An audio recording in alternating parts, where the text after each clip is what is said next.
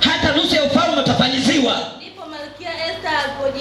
Ndipo Malkia Esther alipojibu, akasema mfalme, ikiwa nimepata kibali machoni pako, machoni pako, na mfalme akiona vema,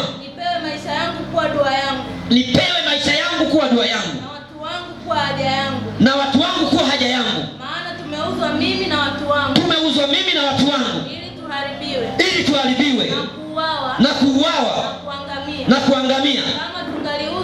Kama tungaliuzwa kuwa watumwa na wajakazi, ningalinyamaza.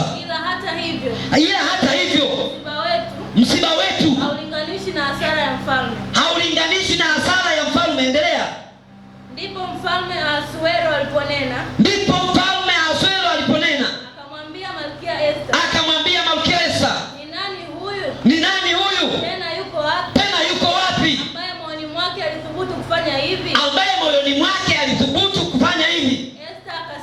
Esther akasema, ni mtesi, tena ni adui. Ndiye huyu Hamani. Mtu mbaya kabisa. Mara Hamani akaingiwa na hofu mbele ya mfalme na malkia. Bwana Yesu asifiwe. Ishia hapo mtumishi wangu. Mungu akubariki sana. Bwana Yesu asifiwe. Nimesema ni mambo mawili, kutoa na kuomba. Ukisoma ile sura ya kwanza kitabu cha Esther, utaona mfalme ameweka michakato yake kwa ajili ya wageni ambaye anataka kuwafurahisha mfalme maisha yake. Ukisoma ile sura ya pili, utaona sasa mchakato unaendelea. Malkia amemwangusha mfalme, amemkataa, amemwagiza, amemkataa. Na ndio maana nakwambia, unapokuwa mtawala unatamani kuona kila kitu kinaenda sawa. Kila yoyote anayesimama kinyume na mtawala, tabu ipo. Bwana Yesu asifiwe. Amen. Bwana Yesu asifiwe. Amen. Haleluya. Haleluya. Kule mwanzo waliomba, mbingu imetangazwa, Wayahudi wauawe, waangamizwe. Walitumia mbinu ya kuomba. Waliomba. Esther akapata kibali kwa mfalme, mpaka kinyume cha taratibu na sheria zilizowekwa vikavunjika.